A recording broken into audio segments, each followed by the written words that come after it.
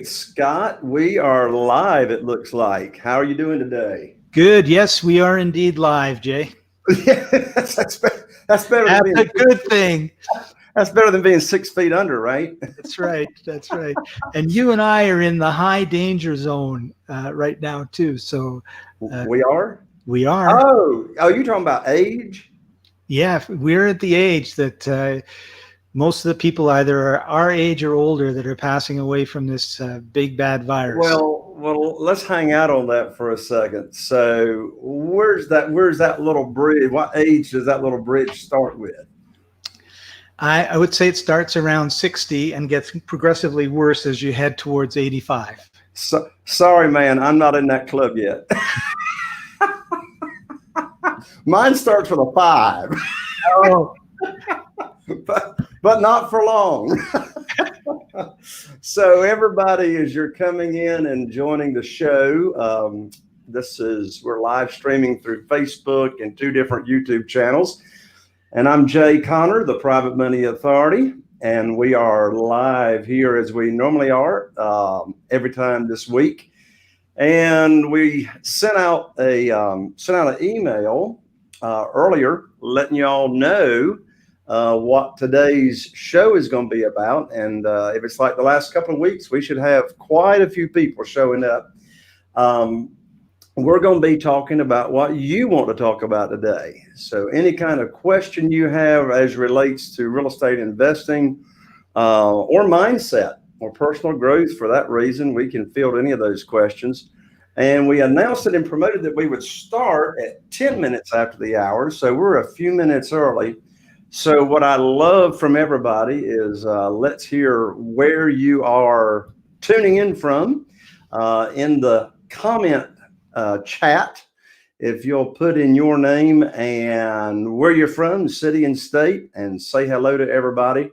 And hopefully some of you have thought about some real estate investing questions. Don't worry, if I don't get any questions, I have brought along with me, I have my notes here from the live event that we had right here in Beaufort, North Carolina. And at the Real Estate Cash Flow Conference, at my live event, we hand out these yellow cards called aha moments. And when someone learns something new and they have an aha moment, then they write that down and we keep a record of them. So I got 77 of them here, I think, from the live event that we just had a couple of weeks ago. And in just a moment, I'm also going to share with you my perspective. Hello there. Looks like Delvin, all the way from Charlotte, North Carolina. Good afternoon, Delvin. We are glad to have you with us. And as everybody else is coming in, put your name, city, and state in the chat. And we've got, I hope I'm saying this right. Is it Scott? Is that Jermone? Is that Jermone? Am I saying that right? Good afternoon, Jay in chat room. You are in Douglasville, Georgia. Awesome. Welcome to the show. So as we kick off here in a couple of minutes, I'm going to share with you my perspective and the positive perspective on what we're all dealing with here on the coronavirus. There's all kinds of emotions going on. Some people are angry. Some people are scared. Some people are depressed. And so regardless of what you think about our President Trump, he had an interesting perspective this morning, Scott. I was watching the news and he said that, there comes a time that, I got it right. Thank you, Jermone. Thank you for letting me know I said that right. President Trump said there comes a time when the cure, and right now the cure is social distancing, because we don't have, I don't think we've got a bona fide drug yet, do we, Scott? No, they're working on it, but nothing yet. Yeah. Hey there, Ted. Welcome to the show. Hello, Angela. Jacksonville, Florida. Glad to have you, Angela. Now, look, let me go ahead and tell y'all, we're doing open Q&A here on the show today. So any kind of question you have as relates to real estate investing or mindset, put those in the chat, and we're going to talk about what y'all want to talk about. But back to what I was saying, Scott, I mean, they are testing some drugs that we've already got. Yeah. I think one of them is what they use to treat malaria. Another is a drug used for the HIV virus. And so, did you hear of another one out there they were testing? Those were the two that I had heard of as well. I got you. Well, hey, for those of you that are live with us here on the show, if y'all have heard of any other, discoveries or possibilities, type that in the chat as well. But well, Scott, I'm just going to go. Hey there, Wendell. My lands, it's good to see you. Wendell's here all the way from Charlotte. So people are. Oh yeah, what Trump said this morning is there comes a time where the cure, which is having everybody stay home, is sometimes could have more ramifications in a negative way than the actual disease itself. And so he had an interesting point. And that is, you want to do everything that you can, to save lives. Of course, that goes without saying. But, one example I heard was, automobiles. I mean, we're probably, I don't know, probably fatalities will pale in comparison, hopefully, to the number of automobile fatalities that we have every year. And we're not telling everybody to stay home and stop driving your car. And I don't know, they might start focusing on, hey, we've got Jameson here from California. Hey, from California, coming out of this crisis, I want to focus on helping people facing pre-foreclosure. You have some advice for approaching private lenders for these types of situations? Sure, we can talk about that while we're here on the show. But, Scott, you and I've talked about it over the last week or so, or a little over a week. What do you see as some positive stuff or opportunities that can come out of what we're, going through? Well, I think one of the things that's really obvious is communities are coming together. I'm in Medellin, Colombia right now, as you know, with the whole country is on lockdown. Nobody can get out unless they want to get groceries. And at 7:00 every night, everyone's at the windows, clapping their hands, hooping, hollering, and giving the medical people support. And I think it's really weird how we kind of have this social distancing, everyone getting apart, yet in a different way, everyone is kind of getting a little bit closer too. So particularly if you're living with your kids and your spouse, then you're really getting close. Yes, for sure. Well, my dad and his wife live up in the mountains of North Carolina. They're seldom down here. And, people are, they've got this, feeling of just uncertainty. And because of the social distancing, people are wanting even more so now to feel connected. And so my dad is like calling me every day, right? So, people are just hungry for that. Oh, wow. We got Robert here from Dallas, Fort Worth, Texas. Rob, I was just out there in Dallas, Fort Worth this past weekend, a week ago.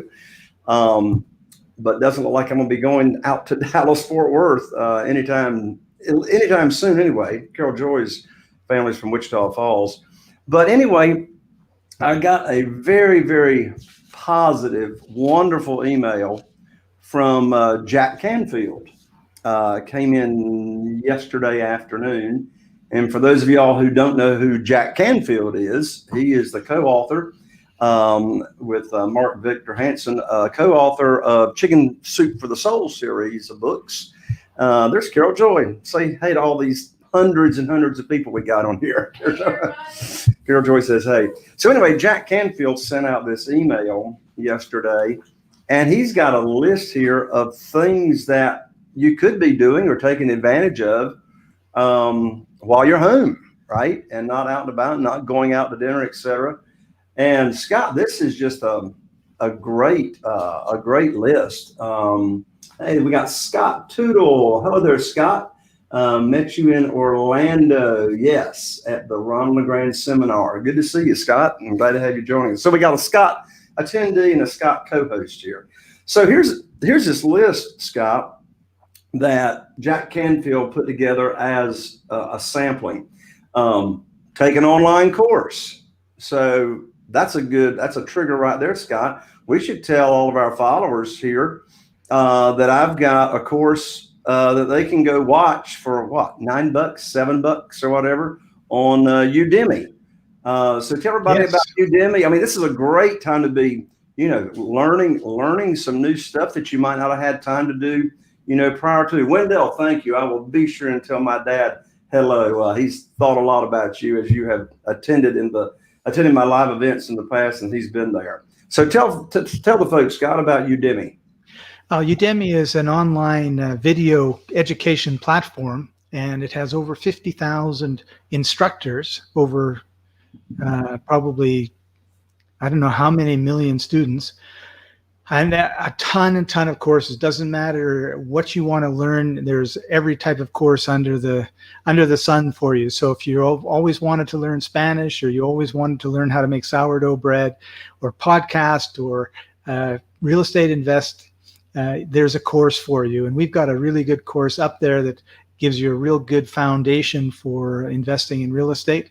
And I'll dig out the link for it and put it in the comments if anyone wants to take it. But you're right, this is a really good time to forget about watching America's Got Talent. Do something to improve your skills and your own talents. And exactly. Ideal time to do it. Yeah, let's see here, Jack, some other ideas he had. He said, finish a home project. I mean, have you got a project around the house that you started, haven't finished? So if you got a website, overhaul your website. You can learn how to offer your own courses. You can put up your own course there on Udemy. How about that book that you got inside you, in your head, that you haven't finished, Jay Connor? I think Jay Connor has got a book actually on paper that he needs to finish. Learn to play a musical instrument. Oh, Scott, by the way. Oh, hey, how's it going there? And Gonzalez, tell me if I'm saying this right. Hello, it's Silvio, Silvio, Silvio. Anyway, I apologize if I said that wrong, but welcome from New Jersey. So what we're doing today, folks, is we are answering your real estate investing questions and any personal development or mindset questions. So, Scott, I just had a question come to my mind, and I know what I was going to share. So, it's in the midst of the difficulties and the challenges that growth actually takes place. In fact, that was one of the aha moments from our live event a few weeks ago. And the comment was on the aha moment card was, growth does not take place while you're comfortable. Growth does not take place while you're comfortable. And that's for sure. But, one thing that we are already, hey, good to see you, Robert. Glad to have you all the way from Dallas again. And Jermone, I see you got your question there, and we'll get to your question here in just a moment. But, one thing that me and my team that I know is going to be a big blessing in disguise. So there's a strong possibility that my next upcoming live event, which is scheduled for June, in just a few short months here away, is, unless things change drastically, that live event will be a virtual live event. And so we're going to learn how to do a virtual live event. And that's got I got a lot of positives to it. You don't have to get on an airplane. You don't have to get in your car. You can attend the 3-day live event right from the comfort of your own home. And and if that, goes well and we get that all put together, then my guess, Scott, is I'll be doing a bunch more virtual live events. I mean, all my live events, are typically right here in Eastern North Carolina. And as you know, it's not very easy. That's correct. To get where I am. And of course, I know why I've done it. I mean, my bus tour is very, very important for people to actually see our actual houses that we do, and to meet my automation team. We have a bunch of private lenders always come to the live events. But on our weekly marketing call this morning, we were talking about ways that we can make all that happen virtually. Yeah, and Jay, I hope you don't mind, but I was thinking as a sort of a special thank you to everybody for joining us and also to contribute to their growth and education. I made a free coupon for our course on Udemy. So Oh, cool. I'm going to put it in the chat box. Now, once you sign up, you're in the course for free forever. However, because of Udemy's policies on pricing and promotions, the coupon expires in 3 days. So, and you can tell at the bottom of the URL link, it says expires March 27th. And I guess it'll be 2:15 p.m. Eastern Standard Time is when it expires. So I can't do anything about it, but it's there for you, and we really think that you'll get a lot out of this course. Excellent. Let me get around the microphone here. Okay, so I'm gonna go ahead and start. Hey, there is Jennifer, COO of Global Publishing, and I appreciate the compliment, Jennifer, but you're biased. Okay, Scott, you see what Jennifer's saying? Jennifer's saying, well, she's absolutely right, Jay.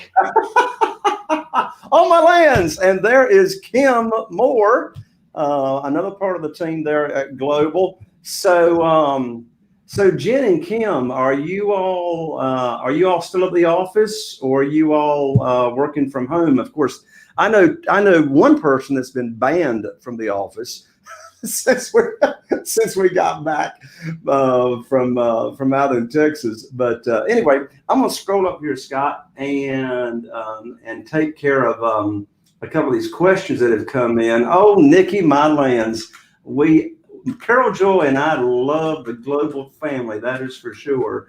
So if y'all are just joining us, in the chat box, go ahead and put in your name, your city and state, and where you're from, and any real estate investing question or personal development question that you have. Jermaine, you got a question here that I'm going to go ahead and answer. And it says, while evictions, thank you, Scott. If you made that in blue, it's a lot easier to read. While evictions are put on pause for the next few months, when will it be a good time to buy properties subject to and market for private money? Jermaine, I am so glad you answered that question. I asked that question because here's the answer. It's unbelievable, folks. Unbelievable what I'm getting ready to tell you right now. But I'm talking since coronavirus came out, within the past week and a half, Carol Joy and I and the team, we have got more houses under contract to cash out. Yes, to cash out, and more to buy. So right now, we've got 5 houses under contract to cash out, and I bought 2 houses last week. So Jermaine, in fact, one of those houses that I bought last week was subject to. One was with private money, and one was with buying it subject to the existing note. So, and the 5th house that went under contract, we just put it on the market like a week ago, and I had 4 showings right away and a full price offer. So in the midst of what this country is going, what the world is going through, people are buying and selling houses. So Jermaine, when's a good time to buy property subject to? Right now. Now, bear in mind, you don't have to have the same, you don't have to use the same exit strategy of, selling it on rent to own. I mean, it could be a long-term wealth builder, and you could have it, it could be a rental. Like, for example, here in Carteret County, in our area, rentals are still in such high demand. In fact, we've got people buying homes on rent to own that really hadn't considered rent to own until we made that available to them. But in our area, rentals are in such high demand because all the way back to the hurricane of Florence, which was this past fall a year ago. So right now, and private money, just last week, Jermaine, when all this information of the coronavirus was really starting to be, we're having press conferences every day.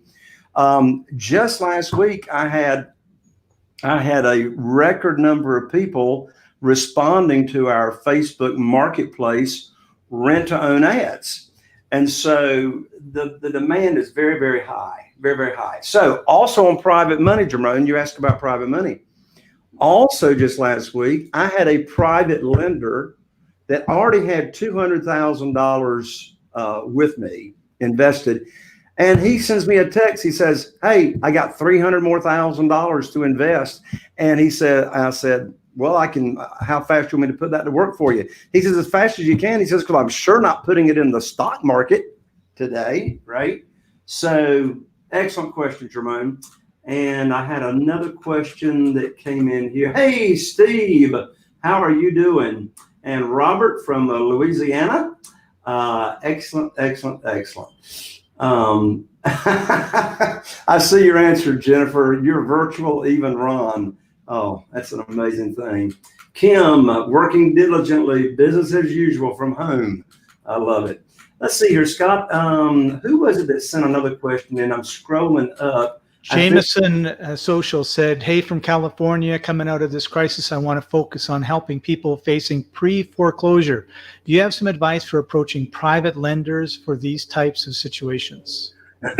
So, Jameson, you may have heard or you may not have heard, but it was in the past few days, all foreclosure proceedings, new foreclosures, and foreclosures that are in process have been put on hold, stopped by President Trump. And I want to say that is as of now, and it may be extended out, but it's been stopped as through April 30th. And again, if things don't change, I'm sure that will be extended. The same applies to evictions. So you can't evict anybody right now. And that would go for rent to own or just straight rentals. And have you heard, Scott? I think that's through April 30th as well, the same as foreclosures. Yeah, I think it is. Yeah. So excellent questions there, folks. Excellent questions. Let me see if we've had anybody else. Okay, Robert Post, I believe with folks being out of work long term, credit getting wrecked, and in financial distress, there will be more than enough homes to go around. That is for sure. That is for sure, Robert. Excellent comment. And hey, Debbie, my land's good to see you, Debbie. You are, yeah. I love it.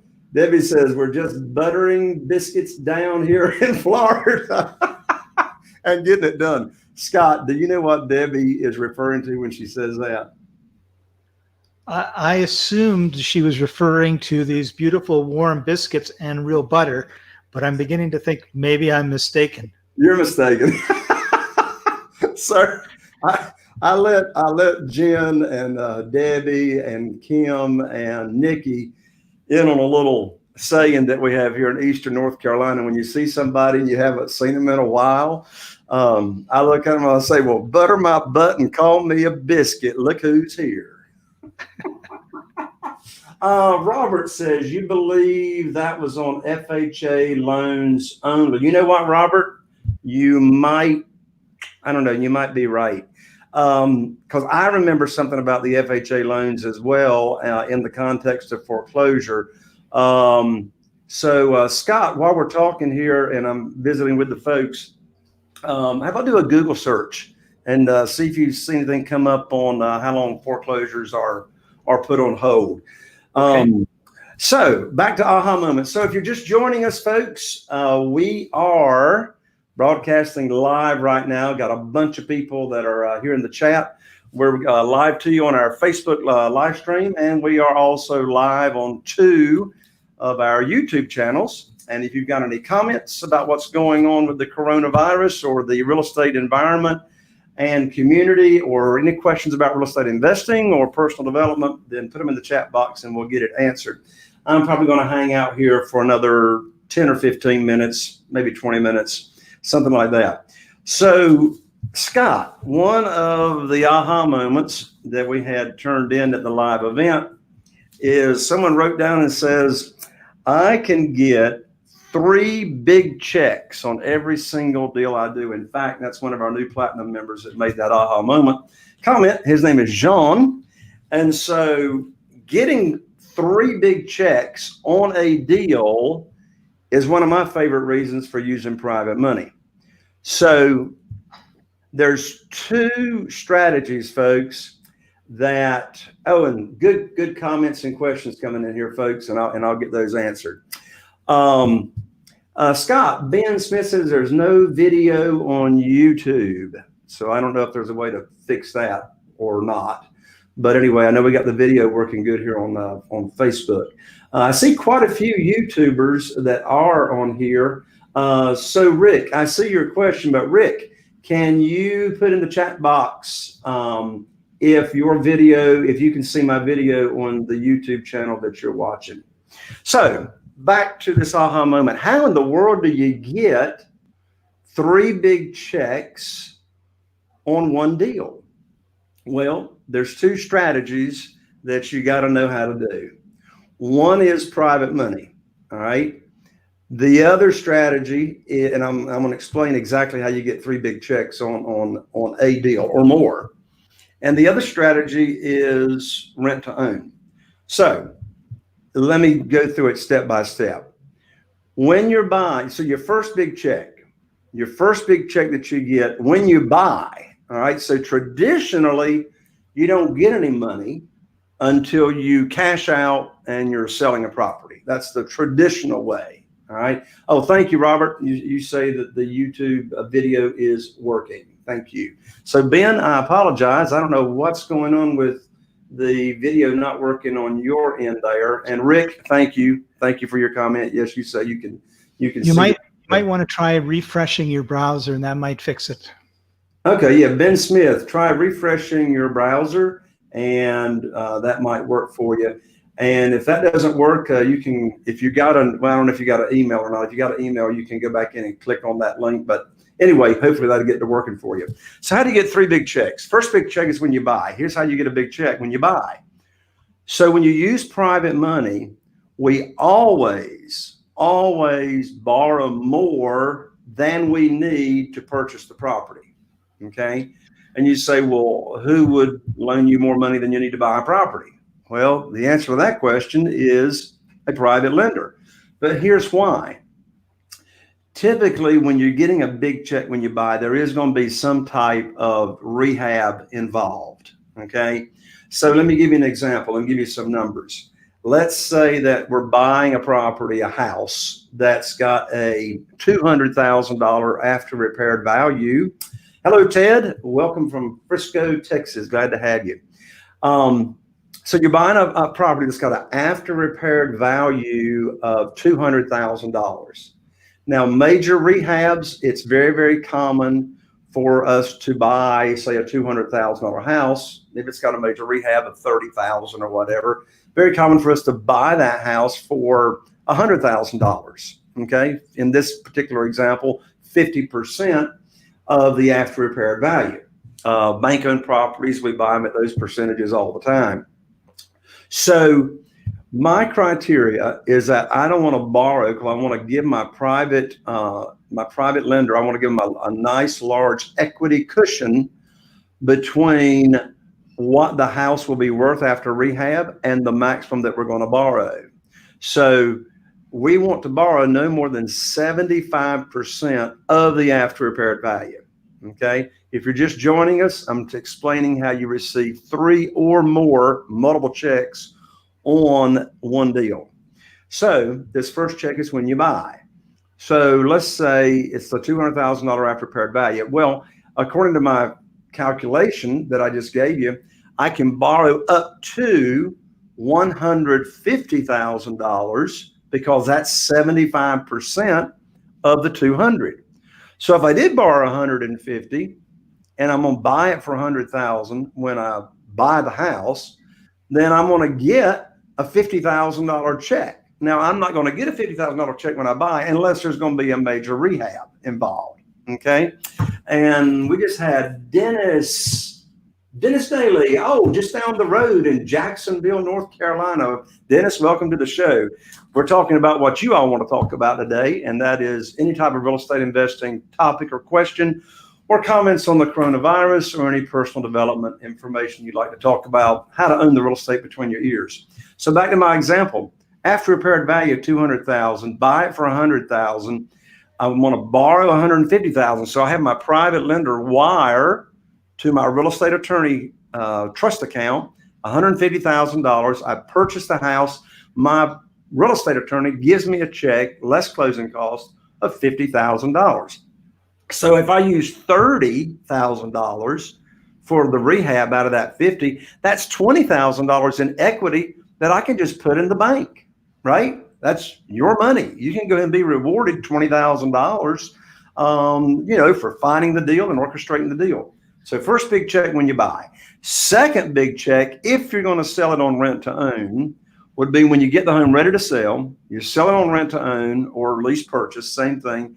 And you're going to get a large, most of us call it a non-refundable lease option deposit. The actual legal term is a non-refundable option fee. So they give you $5,000, $10,000, $20,000, anything like that, as their non-refundable lease option deposit. Well, that money is your money. That money can go in your checking account. All right. Now, if your buyers, your rent-to-own buyers, get ready for the mortgage, then at that point in time, you're going to credit that option fee, that lease option deposit. You're going to credit that first, and I learned this the hard way years ago. You're going to credit that first to their closing cost. That's very important. Credit that first to their closing cost, and then the balance of that option fee to the purchase price or down payment. I learned that the hard way because a few years ago, I went to the closing table. I had a rent-to-own buyer that got ready for the mortgage, and my paperwork did not say it would be applied to the closing cost. It said it would be applied to purchase price. They didn't have money for closing costs, right? So guess who got stuck? Applying all that option fee money to their purchase price and paying their closing costs. You got it, me. So make sure in your paperwork you have that option fee or non-refundable lease option deposit credited to their closing cost first, because in all likelihood, they're not going to have the closing cost when they get ready for the mortgage. And then whatever's left over can go to the purchase price. So first check when you buy, get a big check when you buy. Even if you're not going to be doing a rehab, I mean, every house has got carrying costs, marketing costs, etc. So we always want to bring home a check at least from when you purchase. So first check when you buy, second check if you're selling on rent to own, and then if the person gets ready for the mortgage that you sold on rent to own, then your third big check would be when you cash out, and that when you sell the property and transfer the title ownership. So that would be, that check you get there would be the difference between what you sell it for and what you still owe your private lender or your private lenders on the deal. So that conversation was about how to get multiple checks. So Jay, we had a good question from Rick. How could you profit now in these times using your private money lender? So ask that to me again one more time. How could you profit now in these times using your private money lender? Oh, well, the majority of the deals that you're going to buy out there still are requiring all cash, right? I mean, if a seller has a mortgage, then we're going to either talk subject to or seller financing or a wraparound mortgage. If they own it free and clear, we're definitely going to talk about seller financing. But for all those deals that will not sell to you creatively, then in that case, we are going to need all cash. So as I was saying a few moments ago, we've got more houses under contract to sell, cash out, and purchase simultaneously than we've had at any other time in recent times anyway. So here's a question that Steve Wobble had. And Okay. what I want to do is try to make sure we cover all the questions that have already been asked. We've got a number Sure. of new ones.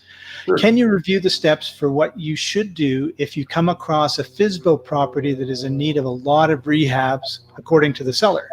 I know you should do things like get comps from a realtor, look at the house with a checklist of repairs, get a home inspection, bids, proposals. Sounds like he's answering his own question. Bids and proposals from contractors, get title search done. Thanks. I don't know if did he miss anything, Jay? I'm not sure. Actually, you got a good checklist right there. So we want to review the steps of what you should do when you come across a FSBO that's in need of a lot of rehab. Okay, well, let's just talk through that process. So first of all, you've got the conversation over the phone and getting your property lead sheet filled out completely, all right, with all the information. So when it does look like there is going to be a possible spread, then the next step as far as the order of things, well, first, let me give you the very first step, Steve. The very first step prior to even coming across a FSBO that looks like an opportunity for you to buy, the first thing is get the private money lined up, right? First thing is get the private money lined up. The money comes first. There's always going to be deals. There's always going to be deals. So I want the private money lined up on the shelf, ready to go, so that when I do come across that FSBO and they won't sell to me on terms, but I can get a substantial discount with the private money and all cash, then I don't miss out on the deal. So that's number one, get the private money lined up. Number two, now you've got your property lead sheet. You've talked to the seller. It looks like there's a spread. A spread, what I mean by that, folks, is the difference between what you'll be paying for the property and, you know, what the after repaired value could be, or if it's a pretty house, what the current value is now. So the next step is, yes, to go to the house. Go to the house. Now, if you're like me and out of town a lot of times I can't go to the house. So my team members go. That would be my real estate agent, my acquisitionist, and my crew leader or contractor.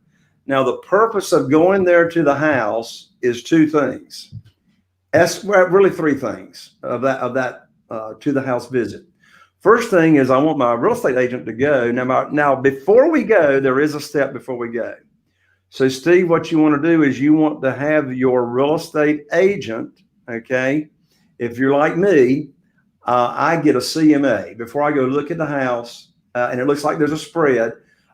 Before we set that appointment, I actually get a CMA from Chris, my real estate agent. And so he performs that CMA for me, and we look at really what the after repaired dollars would be. Then it's at that point, once my real estate agent has confirmed the spread, that we go look. So we go to the house. Now, the purpose of that home visit is trifold. First of all, I want my real estate agent to go to make sure that he does not change his mind on what the after repaired value is based on, is there junky neighbors, or is there a bad apartment complex or whatever, or is it, not a good area, or there's something next door that he couldn't know until we went and looked at the house. So that's the first thing I want to confirm is, has the after repaired value changed? The second thing we want to do while we're there is estimate repairs. Now, I have my contractor or crew leader come along, and we're going to estimate repairs right there together. Now, once you've been doing this for a while, right now I can walk in a house for 10 minutes, on average, and I'll come within $5,000 of what my contractor is going to come up with just by going down the repair list, checklist. So we want to estimate repairs. Once we have that figured out, now I can make my offer. All right. And so I've got all the pieces. I know what the after repaired value is. If I'm going to be paying all cash, we're going to use, of course, the Mayo formula. If I'm going to be buying it subject to, then I don't have to have that big spread like I do on paying all cash. If I'm buying subject to, I'm just going to be looking at what's the maximum rent to own per month or rental income I can get off of it, and what's the underlying debt. So what I want to accomplish there on that home visit is I want to get the contract signed right there on that home visit. Okay. Haven't done the title search yet. Haven't done some other things yet, but I want to go and get the contract signed. And of course, I'm going to give myself some due diligence period to make sure everything is okay. Right now. So I get the contract signed by the seller. We agree upon the price, closing date, Give yourself 30 days if you can. My offers, I'll tell them I can close in 7 days when I'm using private money or otherwise subject to.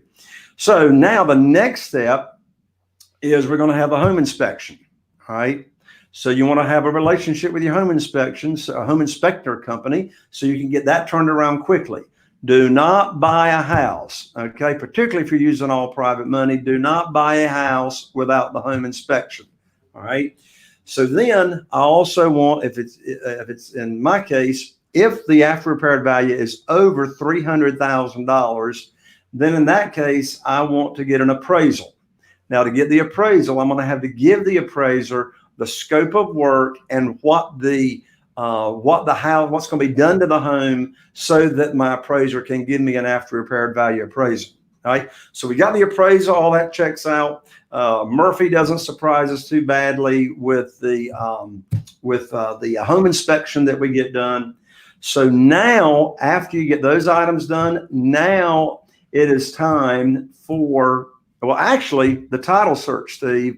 I want to get the title search done by my real estate attorney. I want to get the title search done before I pay money to the appraiser and before I pay money to the home inspection company. Now, my real estate attorney does not charge me for any of the title searches except on those homes that we close on, and most of them we do close on. So my real estate attorney is going to get my title search back to me typically within 24 to 48 business hours. Okay. So I'm not, cutting a check. I'm not writing a check out for that title search, but I am going to be writing a check for the appraisal and for the home inspection. So I want to get the title search done prior to the home inspection and the appraisal. Then after I have those items done, Steve, then we can schedule closing and then we close. Of course, when you close, make sure you've got the relationship in place with your insurance company, right? So the day that you close, we want to have insurance.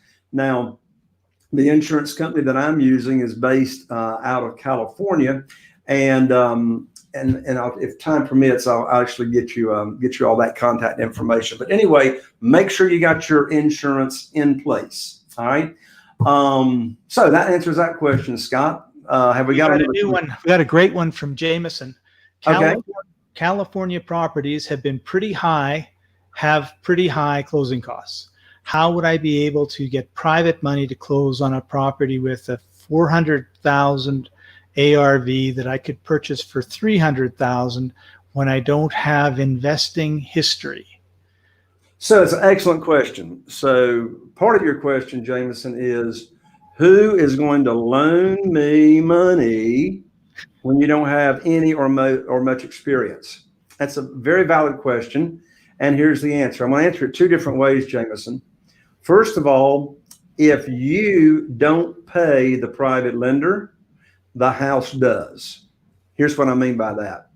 It's for that reason, Jameson, that we do not borrow any unsecured funds. Okay. Hey, Michael Thomas, new platinum member from Memphis, Tennessee.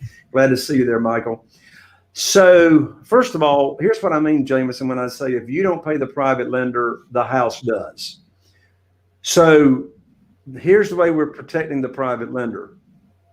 I'm not borrowing, and I advise you not to borrow any unsecured funds.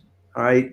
So when we're borrowing money from the private lender, not only do they have a promissory note, but they will also, most people call it a mortgage here in North Carolina. It's a deed of trust. So that deed of trust or mortgage, that document, and it's going to be filed on public record, is going to collateralize, if you will, the note that you are promising to pay. So what that document does is it gives the private lender the legal right to foreclose on the property if you don't pay. So excuse me, that's what I mean. If you don't pay the private lender, the house does. And if they got the house and they liquidated it, they're actually going to make more money, okay, than the interest that they'd be paying you. So that's one answer. Jay, could you explain, and I understand, but just to make sure everyone's clear, how is the private lender going to make more money if Jameson disappears and it goes into foreclosure. Just to clarify that for everybody. Sure. So it all comes down to how much of a discount or how cheap you are able to buy the house. So like in my case, Jameson, a lot of them that I'm buying at 50% of the after repaired value, right? So so let's say I'm going to back to my example, $200,000. If I want to sell it for 200, and if I borrowed, say I only borrowed $130,000, well, that's a 70,000 equity, right? So the question comes up and says, well, wait a minute, Jay, what if you stop paying them and the house isn't rehabbed? Then what are they going to do, right? Well, they're not going to want to deal with it, but what they can do, they would get, now, first of all, if you went belly up on a private lender, didn't pay them, by all means, don't make them spend money on foreclosure to get the property. We do what's called a deed in lieu of foreclosure. Just deed the property over to them. So in that case, of the numbers I was just running, so to maximize what the private lender would sell the house for, they would need to get a contractor to rehab it. So if it was bought for 100, okay, and the private lender loaned 130, so they got $130,000 in it, right? They've loaned on it. Now let's say they got to do the rehab. It's going to be $30,000.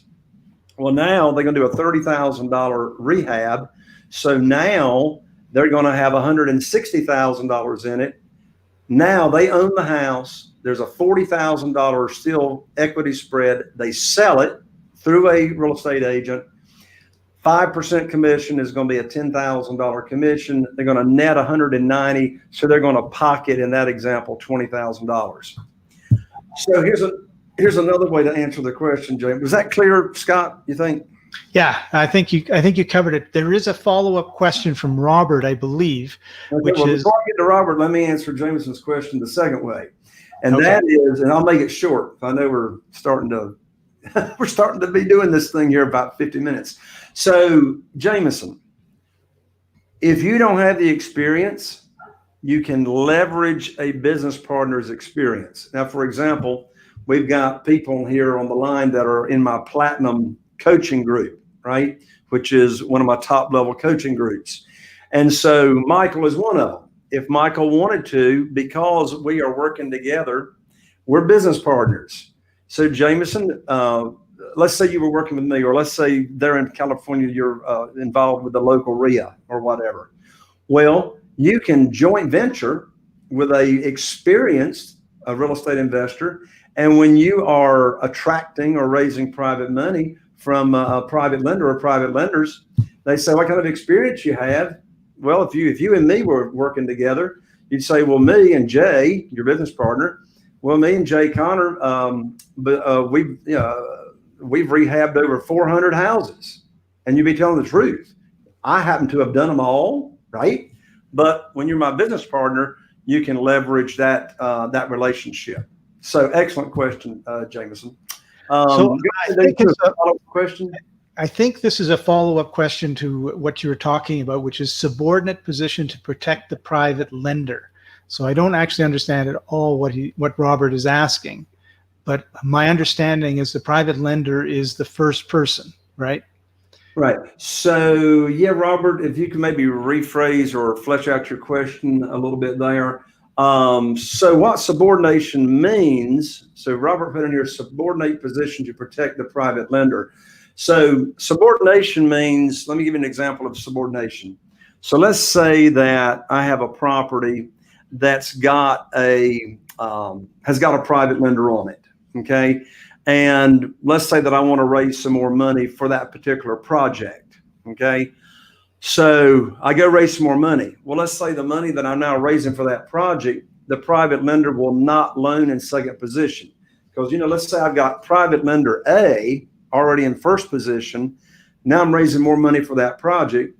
Well, in most cases, I'm only going to raise a smaller amount of money, but which means they would go in a junior position or in a second position collateralized by the same property, all right? So when we talk about that, we want to talk about total loan to value. So when I say 75%, I'm talking total loan to value. So you can have multiple private lenders sub-collateralized by the same property. But when you add up how much money each of those private lenders have loaned on collateralized by that property, you want to add up the loan amounts, divide by the after repaired value, and you want your total loan to value still not to exceed that 75%. So there's not many cases where this would come along, but if someone was loaning money on a property and would not go in second position, but would only go in first position, well, the only way that can happen is for the current private lender that's being collateralized by that property to do what's called subordinating their position to the new private lender. So the private lender that was already in first position would now go in second position, and the new private lender would go in first. So excellent. Steve Womble, you are welcome, my good friend. Excellent. And Robert, that's right, the private lender would be in first position. There you go. Right. And a different Robert has a different question. Okay. Jay, since the quick start in Dallas-Fort Worth, we have a property owned and it's below MAO. Which stands for maximum allowable offer. How should we go about getting private money to cash ourselves out and fix the property? What should be our strategy? All right, so let me make sure I understand this. So since I saw you in Dallas, it says if we have a property owned, so you own a property and it's below Mayo. So Robert, I guess what you're asking there is you're able to buy the property or you already own the property and you followed the Mayo formula. How should we go about getting private money to cash ourselves out? Okay, I got you. So you used your own cash. You used your own cash.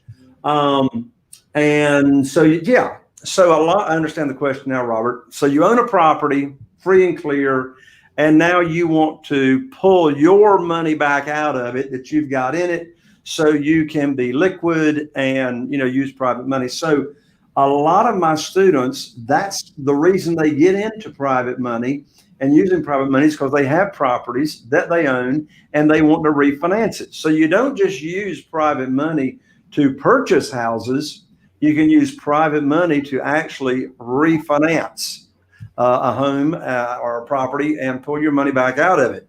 So Robert, when I was in Dallas, I can't remember if you have my Where to Get the Money Now home study system or course. That's the quickest way. It's only 6 hours of training. It's only 6 hours of training to teach you all the foundation information that you need on getting private money. But I tell you what we can put in the chat box, Scott, and that is we can put them, you can put up there the link that you and I use to where they can actually go watch my online class, my online webinar, and that will walk you through the steps of raising private money. So Scott, if you want to put that up, there it is right there. So y'all can go to www.jayconner.com/money podcast. Jayconner, JAYCONNER.com/money podcast. And you can take that class right there online. So by the way, everybody I'm sorry, Scott, go ahead. I was going to say we have another question that we had skipped over because it was from Jameson and I wanted to give someone else a crack, but you say what you're going to say and then we've got another question. Okay, so I'll do one more question. What I was going to say is I need everybody's help. Okay, so if you are live right now on the streaming, so if you're listening to the podcast, you won't be able to participate in this, but if you're on the live stream right now, I need your help because a lot of people are at home and are looking for, for some training, looking for some new information. So if everybody right now will tap your share button underneath the video and put a post in the share before it posts and let everybody know, let all your friends know, your Facebook, the YouTube, etc. I don't even know, Scott, is there a share button on YouTube? I think there is. Yeah, there is. Yeah. So whether you're watching on the YouTube live stream or Facebook, either one works. Do me a favor, hit the share button and put a post in there as to what this information is all about. And I really appreciate you all helping get the word out. And Angelo King, hello, my friend. Thank you for your comment. And Robert says he doesn't see the link. Oh, the link, Robert, is on the video. So we didn't put it in the. I will put it in. I'll put it in right now. I'm sorry. I was Yeah, just, well, when you put it in, Scott, it shows up like 3 times in a row for whatever reason. that's all the different places that. Yeah, so Scott's putting it in the chat box now. Yeah, it says JayConner, JayConner.com/money podcast. And there it is. Scott just put it in the box. Okay, one more question there, Scott. And one follow-up too, if I may. I did the Google search.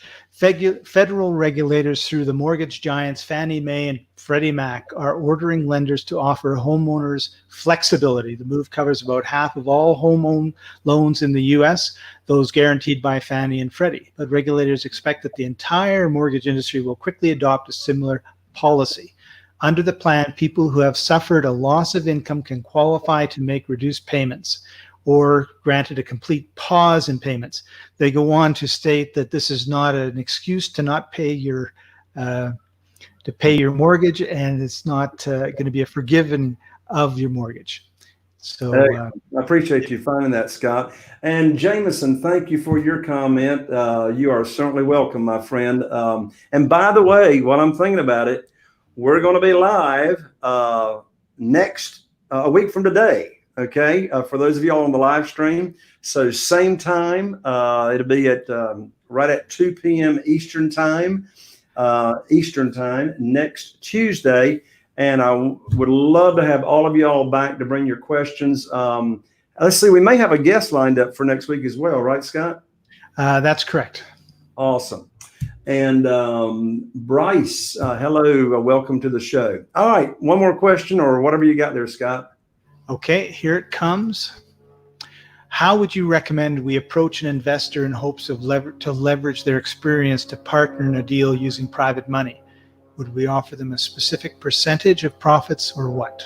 Jameson, that is an excellent question, and I'm glad you asked it. So in my world of private money and all of my students, we do not joint venture on deals where we're giving them a percentage of the profit. And here's why. You don't need to, you don't have to. So we pay a high percentage, we pay a high rate.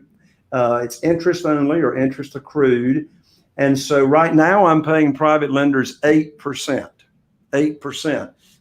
which is very, very high. I mean, you know, as of right now, the average 12-month certificate of deposit yield is probably less than 0.5% now. Before coronavirus came along a couple of weeks ago, it was 0.74%. So I guarantee you it's less than 0.5%. So the frequency of the payments, Jameson, we pay either monthly, quarterly, semi-annual, or annual. And that pretty much depends on where they're getting their funds from. But again, if y'all want to check out my free training online at jayconner.com/money podcast, I actually go over that even in more detail. And Robert Putnam, thank you so much for your kind comment. I appreciate that so much. Do we have anything else, Scott? That's it, Jay. We're right. It's a wrap. It's a wrap. Well, we've been going an hour, I tell you. Again, you all, thank you so much for showing up. I appreciate you being here. Put it on your calendars next week. And so I'm sure some of them got email and clicked on the email. So we'll send you out an email next week with the sign in. But how else could they be notified, Scott, so they don't miss out?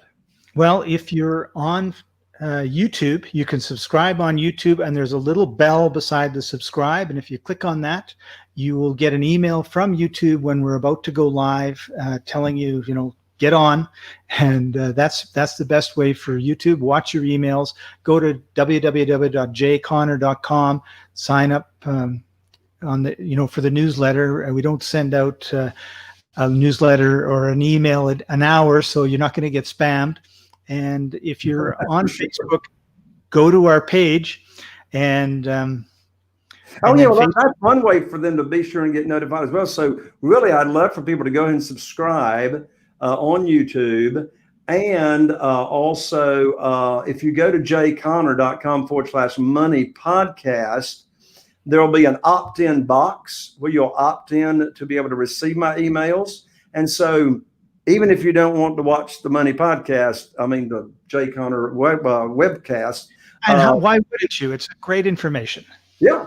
Go on. But yeah, Robert, I agree with you. This did go by really, really fast. Scott attendee is asking, can we rewatch this episode? Yes, you can on wherever you are now, on YouTube or on Facebook. The replay will be there like magic as soon as we stop. That's an excellent question, Scott. I'm glad you asked. So everybody right now, so we stay connected with each other. Below the video, go ahead and tap the share and also tap the subscribe button, and also hit the little bell if you're on YouTube so you can be notified. Well, Scott, thank you so much for helping me with the show today. My pleasure, Jay. It's been a lot of fun. I enjoyed it. Thanks to all of y'all for joining in. I'll see you right back here 1 week from today, next Tuesday at 2 p.m. Eastern Time. I'm Jay Conner, the Private Money Authority, wishing you all the best. And here's to taking your real estate investing business to the next level. Y'all take care, stay safe, and we'll see you next week. Bye for now.